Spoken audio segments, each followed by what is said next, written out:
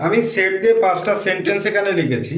এবার দেখুন, set aside সবগুলোই সেট দিয়ে শুরু আছে, কিন্তু এর বাংলা মানে কিন্তু এক। খুবই মজার। সেট অ্যাসাইড মানে কি? বাতিল করা। ওকে। সেট ইন মানে কি? শুরু হওয়া।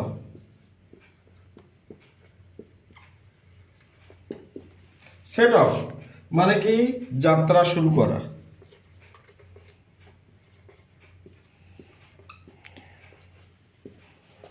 ওকে।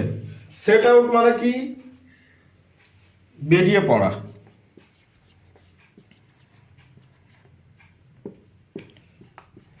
ওকে। আর সেট আপ মানে কি? কোনো কিছু প্রতিষ্ঠা করা।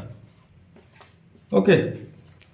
কত সুন্দর দেখুন, এগুলো আপনারা স্পোকেন ইংলিশের ক্ষেত্রে ব্যবহার করতে পারেন। ফ্রেজাল ভার্বস লিখেছি, এগুলোকে কিন্তু আমরা খুব সহজেই স্পোকেন ইংলিশের ক্ষেত্রে ব্যবহার করতে পারি। ঠিক আছে, এবার দেখা যাক ফ্রেজাল ভার্বগুলোর মানে কেমন। টার্ন ডাউন, প্রথমে কি লিখেছি? Turn down. টার্ন ডাউন মানে হচ্ছে অগ্রাহ্য করা। ওকে। তারপর কি আছে? টার্ন আউট মানে কি? নেভানো। ওকে। তারপর কি? টার্ন আপ মানে উপস্থিত হওয়া।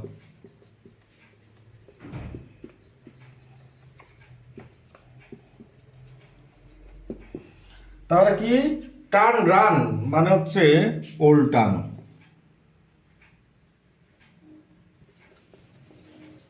ওকে। তা দেখুন, ওয়ার্কআউট লিখেছি। ওয়ার্কআউট মানে হচ্ছে সমাধান করা। করা। আর ওয়ার্ক আপ মানে হচ্ছে উত্তেজিত করা। ওকে। উত্তেজিত করা। ওকে। তাহলে এগুলো সহজেই আমরা স্পোকেন ইংলিশের ক্ষেত্রে কিন্তু ব্যবহার করতে পারি। ওকে। আমি কতগুলো ফ্রেজাল ভার্বস লিখেছি, সবগুলোই দেখুন কিপ দিয়ে শুরু হয়েছে। Keep away, keep on, keep up with, keep from. ইংরেজিগুলো এক, কিন্তু এর বাংলা মানে কিন্তু সম্পূর্ণই ডিফারেন্স। হ্যাঁ, এগুলো আপনারা স্পোকেন ইংলিশের ক্ষেত্রে কিন্তু ইউজ করতে পারেন। চলুন দেখা যাক কি হবে মানেগুলো। কিপ অ্যাওয়ে মানে কি? দূরে থাকা। ওকে। কিপ অন মানে কি? চালিয়ে যাওয়া।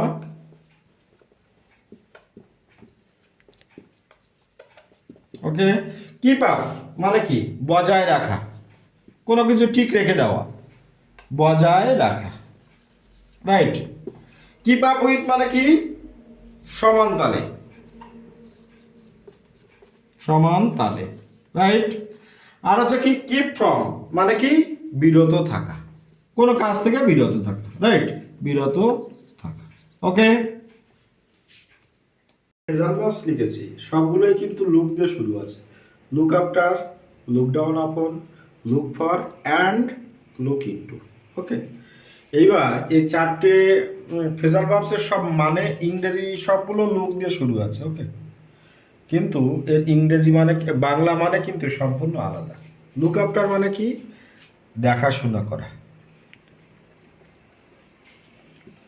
শোনা করা। ওকে।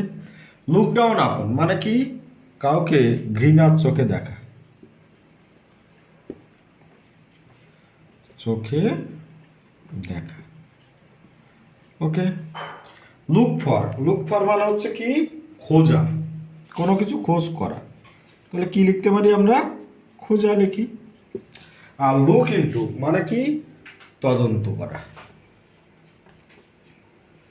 তদন্ত করা। ওকে।